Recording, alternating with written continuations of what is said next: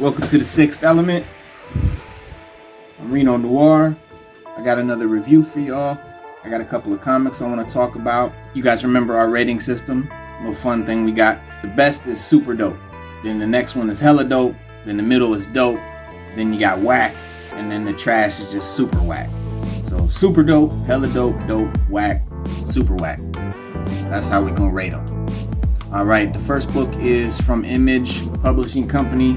The guys that do Spawn and Todd McFarlane's Baby. They have a comic with a small publisher called Top Cow, and it's called Postal Nightshift #1. It's a sort of a short story comic, so it has two separate short stories in it. The first one is called Nightshift, and that one's written by Levi Fleming. The artist is Cecilia Lovalvo. The colorist is Brian Valenza. Hats off to the artists on this story. Very cool, almost like a painting. Not really like comic book art, really unique. I really like when they do really unique artwork in a comic. Not really a fan of like the typical cartoony looking stuff, but I don't want it to look like realism either. I don't want it to look like a photograph. I don't like those ones either. I kind of like it where it's in the middle, but this was like totally out of the realm of normal comic art. It's very much, like I said, like a painting. Is the only way I can sort of describe it. Like no lines, no solid lines. Alright, it's a very cool little story. Super well written. It reads kind of like a movie and reminds me of like a old western about a small town sheriff who, you know, he used to be a badass in his younger days, and now he's a sheriff protecting his town, and you know, he kind of lays back and kicks it and tries to stay out of trouble, tries to keep trouble from happening and from popping up. And so one day trouble comes to town, as it happens, and you know, there's a bad guy that comes in looking for trouble. Basically, he finds it with the ex-badass, now sheriff, lone lawman type of deal. You've heard this story a million times, but they do it really cool. Ends up with a nice send-off for the bad guy. It's very, very well done. I like the story. It's very short, but again, it's a short story, so that goes without saying. So if you're into that sort of thing, this is a great little tale of a night in the life of one such Lone Star lawman. So I'm not going to grade that one though, because it's sort of a part of the comic. So we'll grade the comic, not the story on this one. The second short story is called Molly. It's not what you think. I know how you think. It's Molly as a chick. She's a serial killer, murderous teenage, maybe 20-something young chick. The writer is Stephanie Phillips. The artist is Jesse Elliott. The colorist is Eli Wright. The letterer is Troy Petrie. The art is kind of basic. It's typical comic book art, not very inspired or super creative like the first story, but no doubt good for what it is. The story is very short, a little shorter than the other one, and it seems to be almost a cliffhanger for like a longer story. Although it doesn't technically have to, because the way that the writer ended it, it could end that way, because you can easily imagine what happens next. Like, you kind of know where it's going. He's very clear about what's going to happen. So you could leave it at that. But I'd like to see what happens. I want to see it play out. It would be very cool. You have like this guy, there's a diner, and this dude comes in to rob the diner. He, you know, holds up the waitress, gets the money and all that, and it's what it seems like is going on. And this chick comes out of the back booth. There's family sitting there, and the chick comes out of the back booth and jukes the robber, stabs him, kills him, and like butchers him, like gets on top of him and just butchers the guy, right? So, you know, the family, like everybody, the diner, like the waitress, everybody's looking around like horrified and like, you know what I mean, mystified, mortified that this little girl is like butchering this dude, this robber. So one of the guys, one of the patrons, comes up to the girl and asks her nicely to give him the knife. You know, maybe it's a little bit, you saved us, right? Now, give me the knife type of thing, and boom, gets one in the gut. She just jukes him. Runs out. Everybody, you know, screams, whatever, runs out. Cut to like a boss type guy, like a kingpin type dude with his henchmen in the morgue, standing over the body of the robber. boss says to the henchman, what's going on here, man? Is somebody hunting us down? Like, what's going on? Like, this is crazy. Like, this doesn't happen. Nobody tries my people. Like, this makes us look bad. Matter of fact, I'm gonna go and do the collections. So the guy was doing collections. He wasn't robbing the place. He was just there to do collections. And I guess they hadn't paid in a while, so he was a little bit abrasive. But neither here nor there. So the boss man decides he's gonna go and do the collections to make sure nothing else happens, or if someone's there to sort of ambush, he's gonna take care of it, right? So he goes into the diner, another diner, it's a whole nother place, and walks up to the cashier, and he attempts to do the collection. Then we cut to the little girl Molly in the booth, and she's got a notepad, and they show that the notepad has a list of names on it, and she's crossed one or two off, and the boss's name is on there. And she just gives this devious smile, and that's it. So you know what's gonna happen. You know she's on a rampage. She's then killed some guys. She's getting ready to kill this dude. They could leave it there, but I'm gonna give this one a dope, because Postal Nightshift is the comic. There's 2 well-written short stories inside, so I'm gonna give this comic a rating of dope, which is just that. It is dope. Like, dope does not mean, don't misunderstand dope. Dope don't mean it's not good. Dope means it's dope. Like, this is a dope comic. I would recommend it to people. But the reason it doesn't get hella dope or super dope is because it just doesn't have anything super special, like nothing exceptional that really, makes it more than just a dope comic. Does that make sense? So we're gonna give this one dope. All right. Next, we have a comic from Dark Horse. Now, this is dope. I'm sorry. That's not a rating. This is just dope, right? Okay, it's called Alien, the Original Screenplay, issue number 5 of 5. So there's 5 issues. It's a short series. And this is from Dark Horse. The story is written by Dan O'Bannon. Adaptation script by Cristiano Seixas. Art by Guilherme Balbi. These names. So, Alien, the Original Screenplay, is a comic adaptation of the movie Alien, the original 1976 script by Dan O'Bannon for the movie that we all know and love called Alien. Well, it was originally going to be called Star Beast, so I'm glad we got it called Alien, because Star Beast, I don't know, it might have been corny. The creature and the spaceship designs in this comic are going to be from the descriptions of the original script before the involvement of the artists like H.R. Geiger, Mobius, or Ron Cobb that made the iconic alien monster, the creature that we know from the movie that we grew up on. H.R. Geiger is this amazing artist. If you haven't seen his work, go check out H.R. Geiger. His last name is Giger. If you haven't seen him, go check out his artwork. It's like next level, otherworldly stuff, man. He designed the alien, and he's just dope. So the creature in this comic looks different. The cast of characters are different as well. Now, I don't know if this was done for the comic's sake or if it was in the original script this way, but we can assume that it was in the original script since this is supposed to be a direct adaptation. And what I'm talking about is the main character in the movie that we know is Ripley, right? Played by Sigourney Weaver. The female protagonist in this story is a black woman. For whatever reasons, they changed that. And we can assume that it's due to those, to the climate of the 1970s Hollywood, where they actually believed that a black lead wouldn't sell a movie. Like, it couldn't be a successful movie with a black lead as the, main actor. And of course, they found out that wasn't the case. Some of the biggest, most successful sci-fi films in history have had black leads, from like Independence Day to Black Panther, if you count that. Star Wars. Ain't nobody like Rey. It was all about Finn.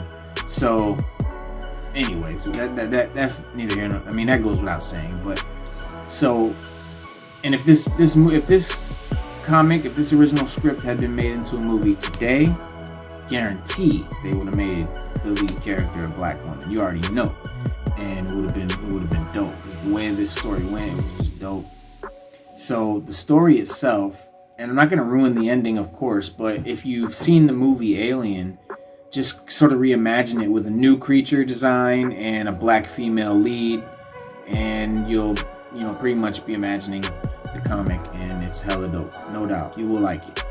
In other words, don't worry, they didn't ruin it by remaking this. In fact, the movie that we saw might have ruined the original script. Like, it's that much. It might be better. Like, I guess it's your opinion, but so check that out. This is issue 5 in the series, Alien: The Original Screenplay by Dark Horse Comics. And we are giving this a rating of hella dope, because it is that. Our next comic is by a premier publisher called IDW. They do a lot of big comics like Ninja Turtles, and the comic we're doing now is called Last Ronin #1, and it is a Ninja Turtle comic by Tom Waltz and Kevin Eastman. It was penciled by Esau and Isaac Escaroza with layouts from Eastman. Already, Last Ronin, very dope name, very cool name. If you know what a Ronin is, of course, you had the samurai of ancient Japan. Well, a Ronin was a masterless samurai. So if you had, like, the samurai lived a life of servitude, right? His life was to serve his master, whether it was like a super wealthy merchant or a general or the emperor himself. And if that samurai loses his master, like his master's killed or his master banishes him for whatever reason, his life has no meaning. So now he's a Ronin. That's what they called the samurai with no master. So this Ninja Turtle version, we can assume means that their master, Splinter, is dead. So we can also now assume that all the Ninja Turtles are dead except this one. Of course, we know that the Ninja Turtles have their colorful masks and bandanas, right? You had Leo had the blue, you had Raphael had the red, Donnie had the purple, Mike was orange, and they recently acquired a sister, Jenica, I believe, and she rocks a yellow band. But for this comic, Last Ronin, our hero rocks an all black joint. So it's kind of to make up for the all black mask and bandana of the Ronin. They've kind of overcompensated with the background scenery and everything being very bright and colorful, which makes a really cool contrast between the main character and the rest of the panel. And it's phenomenal the way they did it.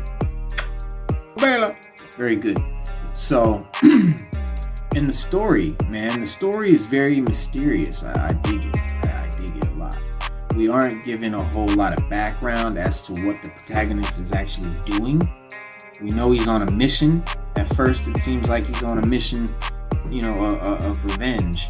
And as it progresses, it's revealed that he is looking to kill a villain who it's implied has killed the other Ninja Turtles, and I think Splinter too. Because you have the Ronin by himself, but he's got all the weapons, right? He's got the samurai swords of Leo, he's got the bow staff of Donnie, he's got the sai of Raphael, and he's got the nunchucks of Michelangelo. He has also kind of these memories or visions of 3 Ninja Turtles that talk to him, but they don't show the colors of what those turtles had on. So you don't know who this turtle is. Is he Raph? Is he Mike? Is he Leo? Is he Donnie? You don't know who the 3 are, so you can't deduce. So it's really mysterious. They have you kind of guessing the whole time. The character that he's going after to kill, the villain, is named Oroku Hiroto. And again, it's implied that he has killed the other turtles or Splinter. And I can't wait to see what happens in issue 2. So the story is going in a very cool direction. Very mysterious, turtle in black, Last Ronin. Who's he gonna be? Who are the 3 turtles that died? What happened? So I'm gonna give this a hella dope rating because it was flawless. Very interesting, entertaining, gorgeously drawn, expertly written. I can't wait for the next issue. I highly recommend it. The only reason it's not getting super dope for me is just because I'm not a Ninja Turtle guy. Nothing wrong with Ninja Turtles. I'm not saying that. I'm just saying if you're like me and you haven't historically liked Ninja Turtles, you would still like this comic. So it's hella dope. Hella dope. Alright, next I'm going to do a Marvel comic called S.W.O.R.D. S-W-O-R-D. Just like S.H.I.E.L.D. Right? The acronym. and it's actually a subsidiary of S.W.O.R.D, but it's called S.W.O.R.D #1. I've been waiting a long time for this. It's written by Al Ewing, which I didn't know was going to be written by Al Ewing. Very exciting. That's the dude that did Immortal Hulk. Phenomenal writer. And the artist is Valerio Schiti. Schiti. S-C-H-I-T-I. So you pronounce that how you want. Now, and I heard this was coming out months ago, and I've been really excited because this whole Dawn of X series that started with Jonathan Hickman's House of X and Powers of 10 has been phenomenal. Every single title related to mutants has been revamped, and to be honest, they've largely been hit or miss. Like they're all really good except for like maybe 2 or 3 of them, but for the most part, they're really great. So when a new title is coming out, I'm very excited and can't wait to get it. Since all the titles are related, like everything in Marvel is, I've read everything written in Dawn of X. All the titles, every issue, it's been dope. Because House of X and Powers of 10 was so good that it made me want to buy I'm already going to buy everything mutant anyway. So S.W.O.R.D is an agency like S.H.I.E.L.D. Whereas S.H.I.E.L.D. monitors the goings-on on Earth and sort of protects, countries and espionage and all that. S.W.O.R.D protects the Earth from extraterrestrial threats. So S.W.O.R.D kind of covers the outside of the planet, S.H.I.E.L.D's inside the planet. And S.W.O.R.D happens to be run by a half alien, half mutant named Abigail Brand. So it makes sense for this new comic, S.W.O.R.D, to be placed in with the Dawn of X line. I'm loving what they're doing with this comic and where it seems to be going. It really reminds me of the vibe that I got from House of X, Powers of 10 by Hickman, in that it's like very sci-fi, very complex, like a really smart, intelligently written story that seems like it's going somewhere really deep. And in that way, it sort of reminded me of the birth of Dawn of X. So I think it's going to be a great addition. Can't wait for the next issue. But they're doing stuff in this issue that is very promising, like super dope status. Because the writer's Al Ewing. And if you know who Al Ewing is, he's writing the Immortal Hulk. He's responsible for really bringing Hulk back to his horror roots.